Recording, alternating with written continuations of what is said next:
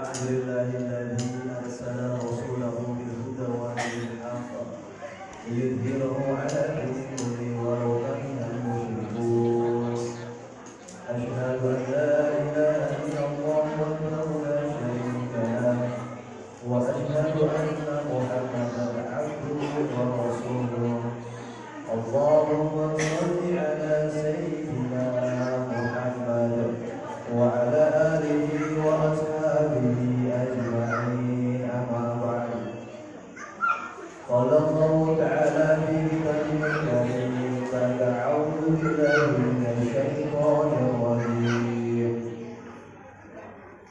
Laqad kana lakum fi rasulillahi uswatun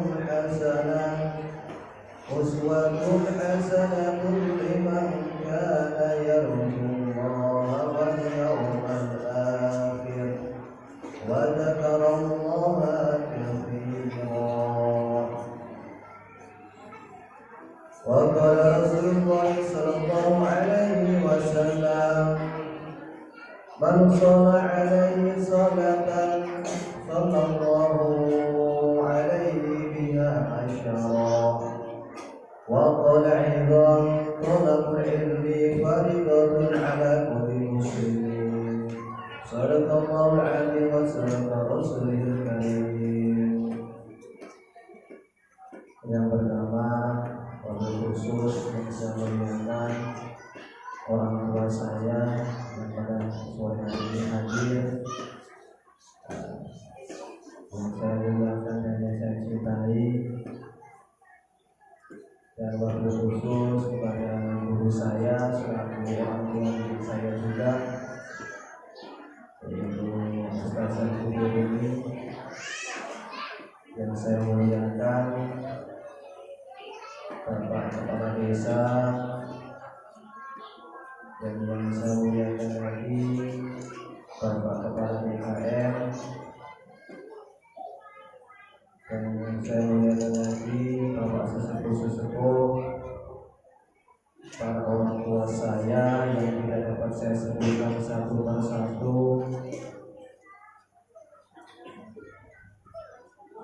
Jadi alhamdulillah dengan segala nikmat, taufik serta hidayah daripada Allah, pada kesempatan sore hari ini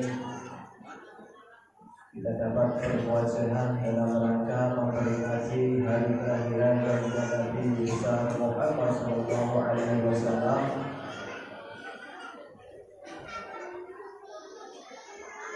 Lagi dan lagi sampai kita lagi senantiasa kita bersyukur. Jadi saya di sini tidak bisa banyak berbicara karena di depan saya, di samping kanan kiri saya, belakang semuanya orang tua saya. Orang saya ini baru anak kemarin sore, yang bahasanya belum banyak makan garam, masih perlu bimbingan, masih perlu doa. Baru sekedar belajar, ya sedikit menimba ilmu, alhamdulillah sampai ke luar negeri. Itu baru belajar, belum bisa apa. Maka maaf ngomong di sini saya bukan ceramah. Kalau saya ceramah mungkin seperti besar atau ulama besar. Jadi saya di sini cuma sekedar cerita saja, berbagi cerita tentang kelahiran Nabi besar baginda Nabi Muhammad sallallahu alaihi wasallam. Sehingga nanti ya maaf kalau tidak ada kekurangan dan sebagainya, itu pasti. Hadirin yang dimuliakan Allah Subhanahu wa taala, sambil dinikmati hidangan yang sudah disediakan oleh panitia, sedikit saya mengingatkan bahwasanya perkara dan amal yang penting dan pasti diterima oleh Allah Subhanahu wa taala adalah amal sholawat. Alhamdulillah dari awal pembukaan dibarengi dengan sholawat sampai kita tutup tadi dengan mahalul qiyam, untuk membuktikan bahwasanya kita ini cinta kepada baginda Nabi besar Muhammad sallallahu alaihi wasallam. Dikatakan dalam hadis beliau, qala Rasulullah sallallahu alaihi wasallam, man shalla alaihi salatan sallallahu alaihi asyara. Barang siapa yang jadi bersolawat kepada baginda Nabi besar Muhammad sallallahu alaihi wasallam, maka Allah Subhanahu wa taala akan menjawab dengan 10 kali sholawat. Ada ulama mengatakan 10 kali sholawat adalah berupa rahmat. Berupa rahmat yang akan Allah berikan kepada orang-orang yang senantiasa bersholawat kepada baginda Nabi besar Muhammad sallallahu alaihi wasallam. Jadi kalau dihitung kita ini bukan hanya sekali 2 kali. Dari awal sampai tadi sholat asar nanti sudah ada puluhan bahkan ribuan. Diceritakan bahwasanya ketika ada seorang hamba Allah Subhanahu wa taala dia bersolawat, maka Allah Subhanahu wa taala akan mengutus satu orang malaikat untuk membawa sholawatnya menghadap baginda Nabi besar Muhammad sallallahu alaihi wasallam. Seraya berkata malaikat kepada baginda Nabi SAW, ya Rasulullah, engkau mendapatkan salam dari fulan bin fulan, dari fulan bin fulan, dari fulan bin fulan. Sehingga baginda Nabi Muhammad SAW pun menerima salamnya seorang hamba tersebut. Maka baginda Nabi SAW bersabda, wahai malaikat, tolong sampaikan salam si fulan kepada Allah Subhanahu wa taala. Maka malaikat tersebut dengan izin Allah Subhanahu wa taala pun mendatangi Allah Subhanahu wa taala. Kemudian malaikat berkata, ya Allah, saya diperintah bagi Nabi besar Muhammad SAW untuk menyampaikan sholawat yang telah disampaikan si fulan bin fulan, si fulan bin fulan, si fulan bin fulan kepada bagi Nabi Muhammad sallallahu alaihi wasallam. Maka Allah Subhanahu wa taala berfirman, wahai malaikatku, sesungguhnya salam seorang hamba yang aku terima, maka akan aku jadikan dari setiap satu huruf yang disolawatkan oleh seorang hamba tersebut 360 malaikat. Dari setiap 360 malaikat Allah menjadikan 360 kepala. Dari setiap 360 kepala Allah jadikan 360 lisan. Dari setiap lisan malaikat itu akan memberikan istighfar, mohon ampun kepada hamba tersebut yang memberikan sholawat kepada baginda Nabi Muhammad SAW sampai Allah mengampuni dosa-dosanya. Setiap huruf, setiap huruf, Pak. Kalau setiap sholawat kan banyak itu. Ya Rasulullah, ya satu huruf, Allah satu huruf, sa satu huruf, waw satu huruf.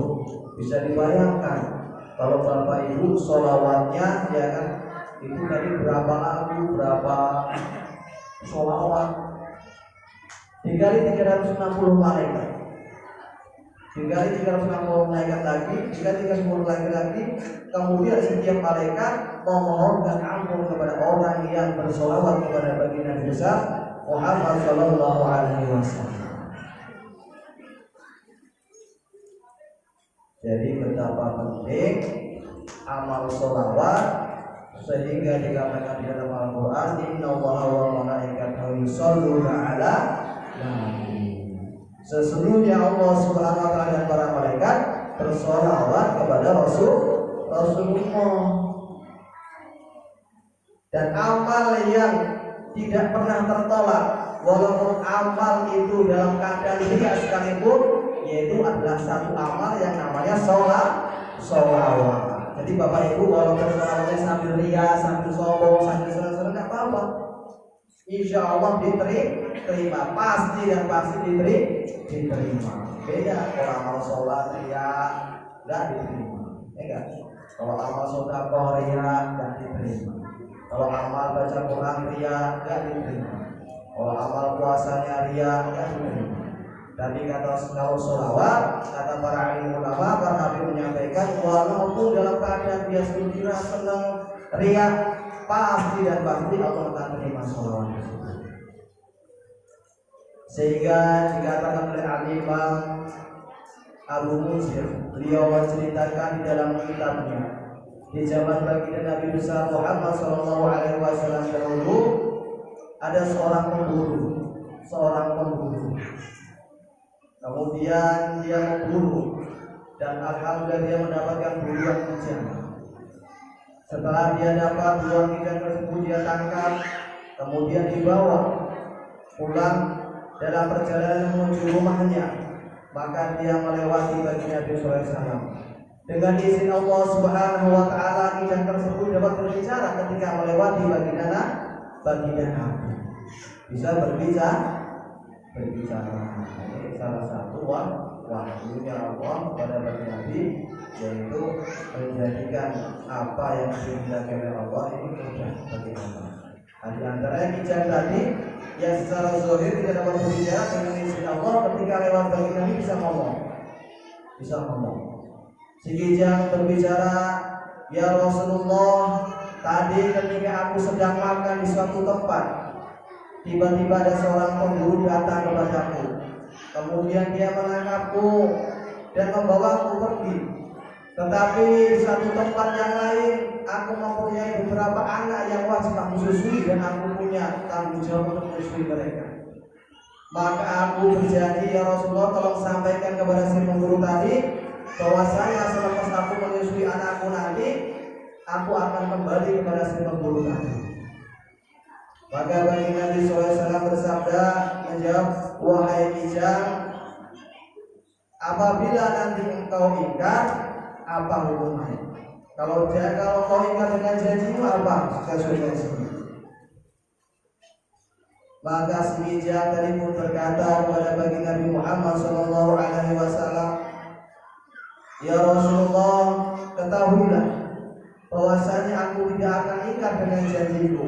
Kalaupun aku sampai ingkar dengan janjiku, maka aku akan siap-siap dilaknat oleh Allah Subhanahu Wa Taala, sebagaimana orang-orang yang dilaknat oleh Allah Subhanahu Wa Taala ketika nama baginda Nabi SAW disampaikan, dia tidak mau menjawab dengan sholawat. Jadi orang ada cuma kita, ya kan, ngomong, ya kan, atau menyampaikan Allahumma sholli ala sayyidina Muhammad. Ini hukumnya apa? Wajib sudah menjawab. Pada intinya, ketika ada seseorang hamba yang kita dengar bahwasanya dia sedang bersolawat atau menyebut nama baginda Nabi Muhammad SAW, maka ketika kita tidak menjawab, maka Allah Subhanahu Wa Taala akan melaknati kita. Ini kijang, jadi intinya menyampaikan bahwasanya betapa pentingnya, ya kan, menjawab salam orang yang menjadi menyebut nama baginda Rasulullah.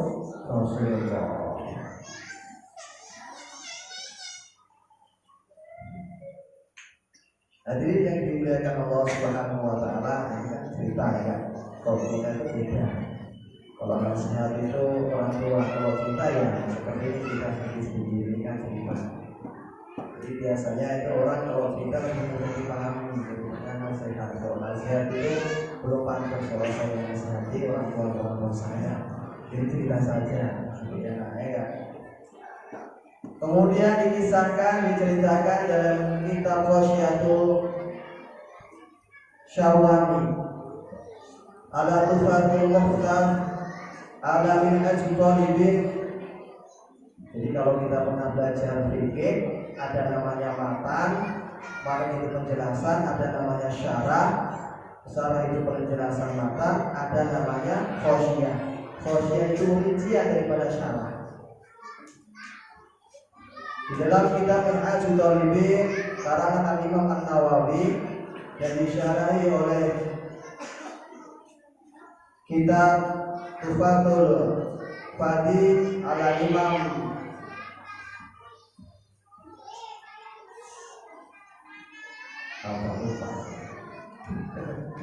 kemudian disyarah lagi oleh Imam Syarwani dalam Khosyatul Syarwani.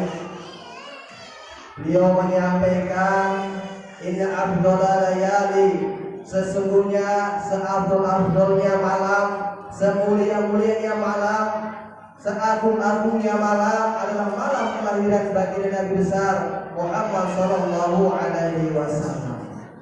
Tidak ada malam yang lebih mulia kecuali malam kelahiran baginda Nabi Muhammad sallallahu alaihi wasallam.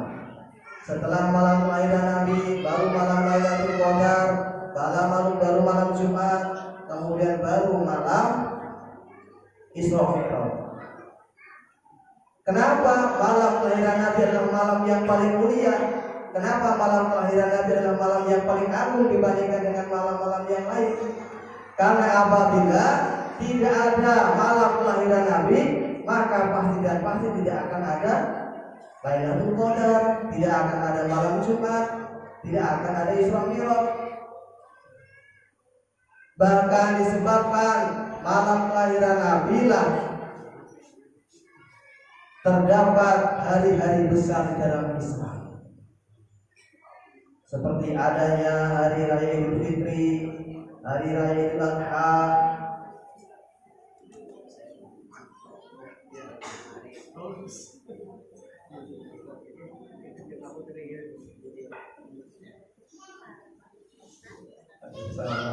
saya masalah tentang hari saya. Iya, ada bisa diuji. Ya, berkata orang tua saya, berkata orang guru saya. Kalau ada orang tua dan guru saya, tidak tahu saya bisa belajar sampai keluar negeri apa enggak. Maka penting orang tua itu mendoakan anaknya dengan Tuhan yang baik, yang ikhlas, sehingga anak itu betul-betul bisa menjadi aspek-aspek kebaikan bagi orang lain. Ya, kita kembali ke saya mana tadi? Lupa ya. Nggak tertarik tadi. Malam kelahiran Nabi. Jadi tidak ada malam yang lebih agung, malam yang lebih mulia kecuali malam kelahiran baginda Nabi besar Muhammad sallallahu alaihi wasallam.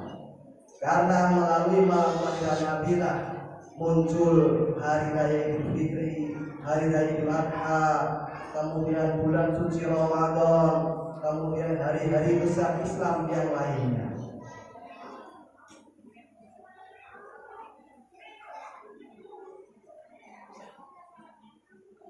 Bahkan dikatakan oleh Al-Imam Al-Habib Muhammad Alawi Al-Maliki, beliau menceritakan dari Imam Al-Haramain di dalam kitabnya menyampaikan bahwasannya ada seorang kafir yang meninggal dalam keadaan kafir disebabkan karena ketika lahirnya baginda Nabi Muhammad SAW, maka orang tersebut setiap hari Senin diampuni oleh Allah. Dikisahkan dalam kitab Tafsir Hidayah wa Nihayah ala Imam Ibnu Katsir, beliau menceritakan bahwasanya Sayyidina Abbas radhiyallahu anhu bermimpi. Di dalam mimpinya berjumpa dengan Abu Lahab laknatullah alaihi. Kemudian melihat dalam mimpinya Abu Lahab sedang disiksa di dalam neraka. Tapi setiap hari Senin maka Allah Subhanahu wa taala memberhentikan siksanya Abu Lahab. Bahkan dari jari-jari Abu Lahab keluar air-air sehingga Abu Lahab pun dapat minum dari jari-jari tangannya. Maka Sayyidina Abbas radhiyallahu anhu terheran-heran dan bertanya kepada Abu Lahab, "Wahai Abu Lahab, aku melihat bahwasanya engkau disiksa di dalam neraka. Tapi setiap hari Senin aku melihat Allah Subhanahu wa taala memberhentikan siksamu. Bahkan dengan rahmat Allah, Allah mengeluarkan air dari setiap jari-jarimu sehingga engkau dapat minum air tersebut. Maka Abu Lahab pun menjawab, wahai Sayyidina Abbas, ketahuilah dahulu ketika baginda Nabi Sallallahu Alaihi Wasallam lahir ke dunia ini, aku mempunyai seorang budak yang bernama Suhaibah. Dan Suhaibah berkata kepadaku, ya Abu Lahab, telah lahir Muhammad bin Fulan ke dunia ini. Maka dengan penuh kegembiraan, dengan penuh kesenangan walaupun hanya sesaat, aku memerdekakan hambaku yang bernama Suhaibah. Maka dari asbab itulah, wahai Sayyidina Abbas, ketahuilah, setiap hari Senin Allah Subhanahu wa Ta'ala memberhentikan siksaku di dalam neraka. Bahkan Allah memberikan rahmat kepadaku sehingga keluar dari kuku-kuku air, sehingga aku dapat minum dari air tersebut. Hadirin yang dimuliakan Allah Subhanahu wa Ta'ala, ini Abu Lahab. Abu Lahab itu adalah salah satu dedengkotnya orang yang ketika dia masih hidup menentang dakwahnya bagi Nabi Sallallahu Alaihi Wasallam, bahkan sampai ingin membunuh bagi Nabi Sallallahu Alaihi Wasallam, sehingga Nabi Sallallahu Alaihi Wasallam hijrah ke kota Madinah. Dengan senang dan gembiranya sesaat Abu Lahab ketika lahirnya Rasulullah Sallallahu Alaihi Wasallam di waktu itu, Allah pun memberhentikan siksanya di dalam neraka setiap hari Senin, bahkan memberikan rahmat dengan keluar air dari setiap kuku-kuku tangan Abu Lahab sehingga dia dapat minum. Ini Abu Lahab. Bagaimana dengan kita yang Masya Allah, Alhamdulillah, kita akan bergembira sampai hari kiamat. Dan insya Allah orang-orang Islam akan senantiasa bergembira dengan lahirnya bagi Nabi Muhammad SAW. Di antara buktinya, alhamdulillah tadi kita dari awal dengan susah payah dulu menahan capek, enggak pegel-pegel, kemudian mendengarkan selawat dengan penuh rasa cinta kita kepada baginda Nabi SAW. Pasti dan pasti Allah Subhanahu wa Ta'ala dengan duduknya kita di sini, dengan gembiranya kita di sini, bahkan kita insya Allah akan gembira sampai kita meninggal dunia dengan lahirnya Nabi Sallallahu Alaihi Wasallam. Maka pasti dan pasti Allah Subhanahu wa Ta'ala akan mengampuni segala dosa-dosa kita, dan Allah akan memberikan pahalanya berupa surga kelak di akhirat Allah Subhanahu wa Ta'ala. Amin ya rabbal alamin.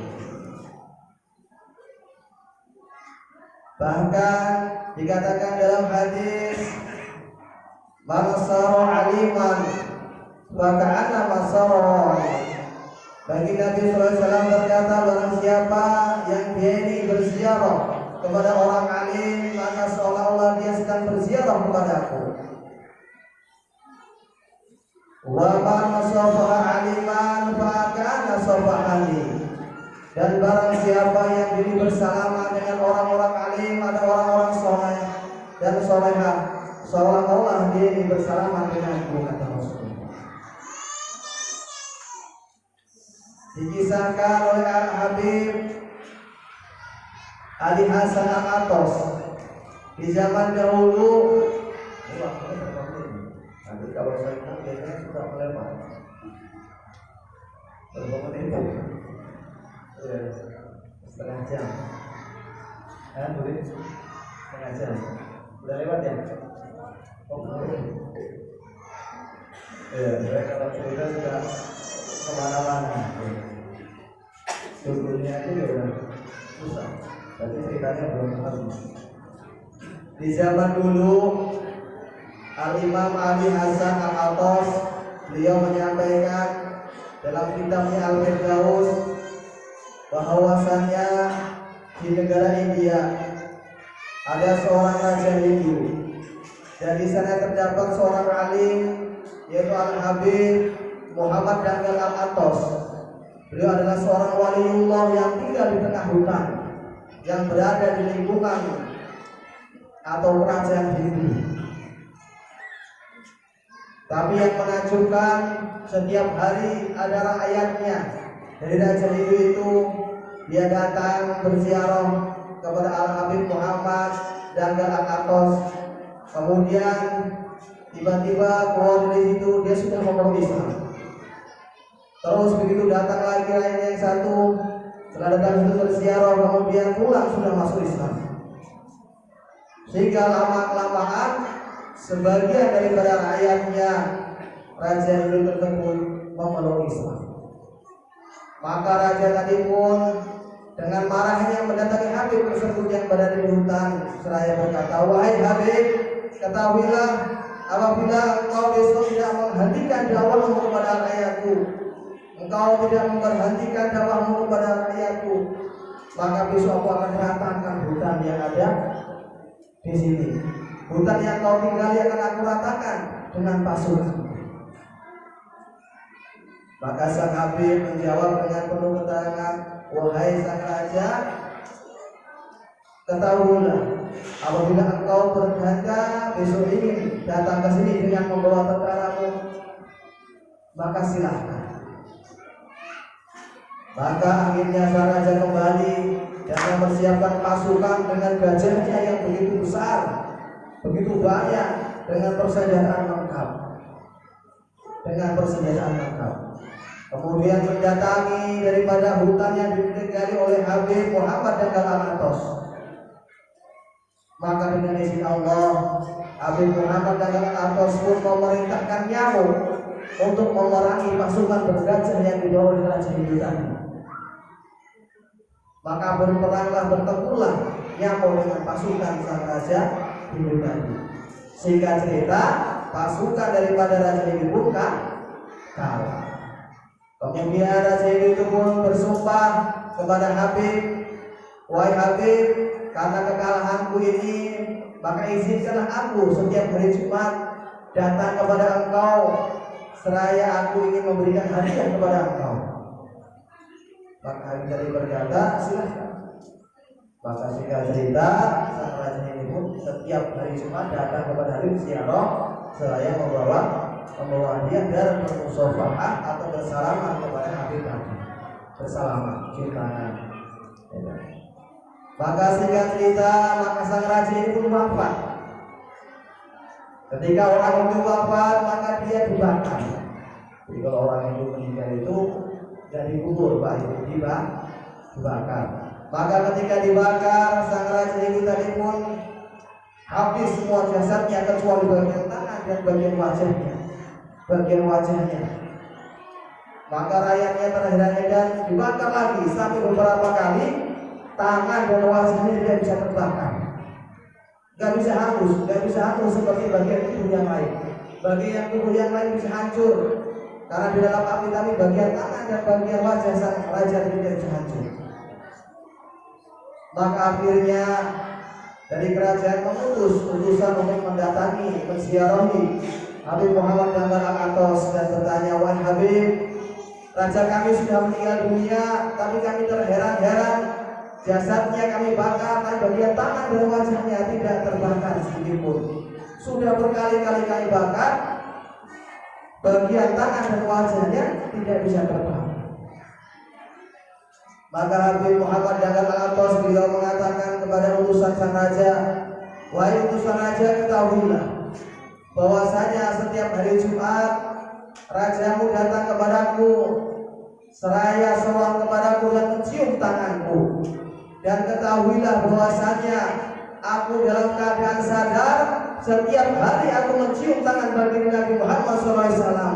Maka aku yakin ketika ada orang yang pernah menyentuh jasad Rasulullah dan tersentuh orang lain, maka orang itu pun tidak akan bisa terbakar oleh api dunia, bahkan api nerakanya Allah Subhanahu wa Ta'ala." Jadi yang mulia, ternyata betapa penting dan mulianya orang ini bisa bersama dengan para habaib, para kiai, para alim ulama, Yang ini di dalam hadis disampaikan sebagaimana menyalami Rasulullah. Kalau di kampung kita ada orang alim, ada orang yang soleh, ada orang yang soleha, kita muliakan dan kita ziarahi, kita minta doa-doanya, sehingga apa? Sehingga datang keberkahan kepada kita dan keberkahan kepada orang-orang yang ada di kampung kita.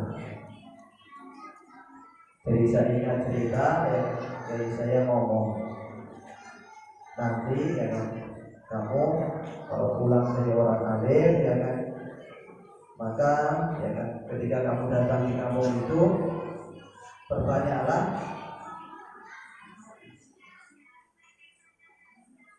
berbuat kebaikan dengan niat berkhidmat, karena dengan adanya orang-orang alim di sekitar kamu atau di kampung kamu, maka nantinya akan menjadi asbab keberkahan dan Allah jaga kampung kamu dari segala sesuatu yang sifatnya membahayakan. Pak Ibu, kalau Bapak Ibu pernah ke Jawa, ke daerah Temboro itu satu kampung, tidak besar, sama Sukamulya besar Sukamulya, iya, besar Sukamulya, tapi padat kalau di Jawa.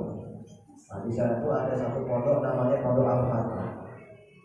Nah, jadi dari Pondok Al-Fatah yang tadinya sedikit muridnya dia kayaknya sedikit, tapi dengan asbab satu pondok ini, maka di situ satu kampung orang-orang sekitar kampung itu pun mendapat keberkahan, sehingga anak-anak mereka itu menjadi hafiz-hafiz Al-Quran, alim-alim, jadi ulama-ulama dalam sekampung itu. Sehingga kita bisa lihat tuh di YouTube itu, ya kan, Temboro itu dijuluki kampung Madinah yang Indonesia. Karena orang-orang yang di sana semuanya perempuannya yang sudah balik memakai cadar menutup aurat secara sempurna. Bahkan ketika azan berkumandang, warung-warung semua tutup. Semua pergi ke masjid, yang laki-lakinya keluar di masjid berbondong-bondong, masjidnya penuh. Sebagaimana ketika Bapak Ibu pernah umrah atau haji di kota Madinah atau Mekah, kalau pas azan tuh tutup ya Pak ya.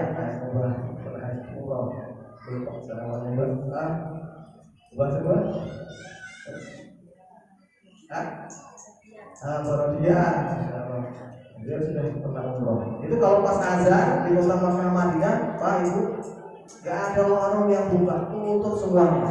Laki-lakinya berbondong-bondong sholat ke masjid, sehingga masjid-masjidnya penuh dengan jamaah-jamaah.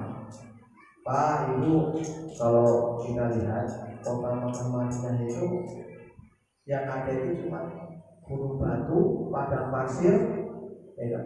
Boro-boro Bapak lempar ubi itu tumbuh, ya kan? Tanaman saja kalau nggak disiram setiap menit atau setiap hari 3 kali mati tanaman yang sudah ditanam itu. Nah kalau di Indonesia kan dia kan lempar kayu tumbuh buah, lempar kata ubi itu tumbuh ubi, ya kan? Di sana boro-boro ya kan, pohon kurma itu ya kan, itu ada mata airnya, ada selang airnya. Setiap pagi, siang, sore disiram. Kalau nggak mati, makanya di sana itu kalau orang nabrak pohon, cerita sedikit ya itu ya, nabrak pohon yang di taman, pemerintah di taman, di jalan-jalan itu ada pohon-pohon yang ditanam sama pemerintah, itu dendanya itu mahal, bisa 5.000 real. 5.000 kali 4.000 berapa? 20 juta. Satu pohon itu nabraknya, kalau denda itu kurang lebih 20 juta.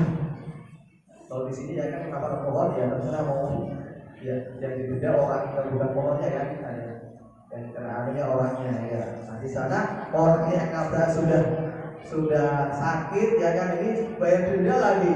Saking susahnya di sana melihara pohon. Tapi masya Allah kalau Bapak Ibu datang ke sana ya kan, nggak ada buah-buahannya, nggak ada di sini. Buah-buahan ada semua di sana, murah lagi. Ya. Buah anggur ya kan di sana itu paling 10 ribu. Anggur, terus buah apa-apa yang di sini mahal-mahal itu paling mahal 15-20 real. Dan di sana orang-orang Arabnya itu orang-orang yang warga negara asli Arab Saudinya itu hidupnya makmur, hidupnya sejahtera. Ya maaf omong, masya Allah kita ini kadang pagi pulang dari pagi sampai malam, malam sampai balik lagi ya kan, buat tambahan-tambahannya itu. Tapi kita ini masih merasa kurang. Jadi di antara sebabnya alim ulama mengatakan, ya kan, kebarokahan orang menjaga sholat 5 waktu secara bersama di masjid dan perempuan yang menutup aurat secara sempurna ketika keluar rumah. Inilah di antara keberkahan negara Arab Saudi ini, diberikan keberkahan dari langit dan bumi. Nah, Indonesia ya barokah alhamdulillah ya kan, subur di mana-mana. Tapi kalau kita datang ke kota-kota Pak Ibu, kasihan di sana banyak pengemis, banyak gembel-gembel ya di bawah jembatan ya, datang ke Jakarta. Ya, di terminal, di Sukabumi alhamdulillah nggak ada. Nah, ini tandanya yang Sukabumi ini termasuk kampung yang barokah. Amin ya rabbal alamin. Jadi pada intinya memberikan hari besar Maulid Nabi kelahiran bagi Nabi Muhammad SAW ini adalah salah satu bentuk ibadah. Sebagaimana dikatakan hadis, zikrul anbiya, zikir atau mengingat para anbiya itu seperti orang yang beribadah. Jadi orang yang mengingat para rasul, menyebut nama baginda Nabi, nah itu hakikatnya sedang beribadah. Maka kalau ada berita-berita di luar sana orang-orang yang bertanggung jawab mengatakan maulid ini nggak boleh, maulid itu nggak boleh, itu orang-orang yang nggak paham ilmu. Orang-orang yang ilmunya baru setengah-setengah. Bahkan di dalam majlis ini ya kan, kita juga ya kan dikatakan dalam hadis Abu Salam menyampaikan salam. Dari awal tadi setiap ada sambutan mengucapkan salam. Bapak Ibu menjawab salam. Ini sunnah Rasulullah, ini ibadah.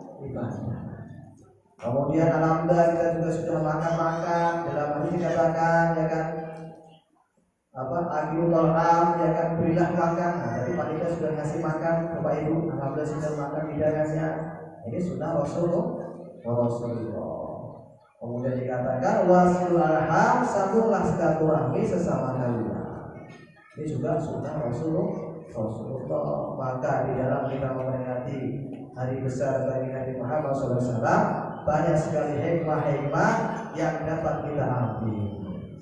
Yaitu di antaranya kita ini sedang beribadah, dan kemudian kita berbanyak sholawat alhamdulillah di dalam kita membuat acara Maulid Nabi seperti ini, dan kemudian kita dapat memberikan makan dan menyambung silaturahmi yang tadinya mungkin belum kenal, ada yang datang dari Paridu, mungkin dari Bodoh, belum kenal dengan saya, belum kenal dengan Budi Rumi, maka alhamdulillah kenal dengan asbab adanya acara peringatan hari besar bagi Nabi Muhammad SAW.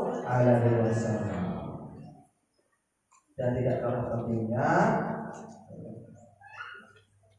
di dalam memperingati hari besar ini dikatakan ibadah yang berbentuk atau bersifat sejarah. Jadi di dalam memperingati hari kelahiran Nabi SAW adalah ibadah yang berawal dari sejarah. Sebagaimana haji, orang haji itu awalnya sejarahnya Nabi Ibrahim. Maka Allah Subhanahu wa taala jadikan ibadah haji yaitu sejarah dari Nabi Ibrahim. Nah, ini kayaknya sudah mulai goyang. Sudah lama ya. Jadi pada intinya saya tidak perlu panjang lebar. Mudah-mudahan dengan peringatan hari besar Maulid Nabi bagi Nabi Muhammad SAW, kita semua yang hadir di sini maupun saudara-saudara kita yang belum hadir di sini mendapatkan ampunan dari Allah, menggantikan segala amal keburukan dan kebaikan-kebaikan, dan mudah-mudahan kita yang dulu di sini maupun yang tidak dulu di sini mendapat syafaat daripada Nabi Muhammad Sallallahu Alaihi Wasallam. Untuk acara syukuran, mari kita sama-sama berdoa memohon kepada Allah Subhanahu Wa Taala. Astagfirullahaladzim, astagfirullahaladzim, astagfirullahaladzim. A'udzu billahi minasy syaithanir rajim. Bismillahirrahmanirrahim. Allahumma shalli wa sallim wa barik ala sayyidina Muhammad wa ala alihi wa ashabihi ajma'in. Hamdan syakirin, hamdan ainin, hamdan yabi'a wa yakfi masjidah. Ya Rabbana lakal hamdu wa lakal syukru kama yanbaghi li wajhika karimi wa 'azimi sultanik. Allahumma ighfir lana dhunubana wa israfana fi amrina wa thabbit aqdamana wa ansurna 'alal qawmil kafirin. Allahumma hdina wa bina waj'alna sababan liman ihtada. Allahumma ij'alna rijalan karijali sahaba. Allahumma ij'alna lisanaka lisani sahaba.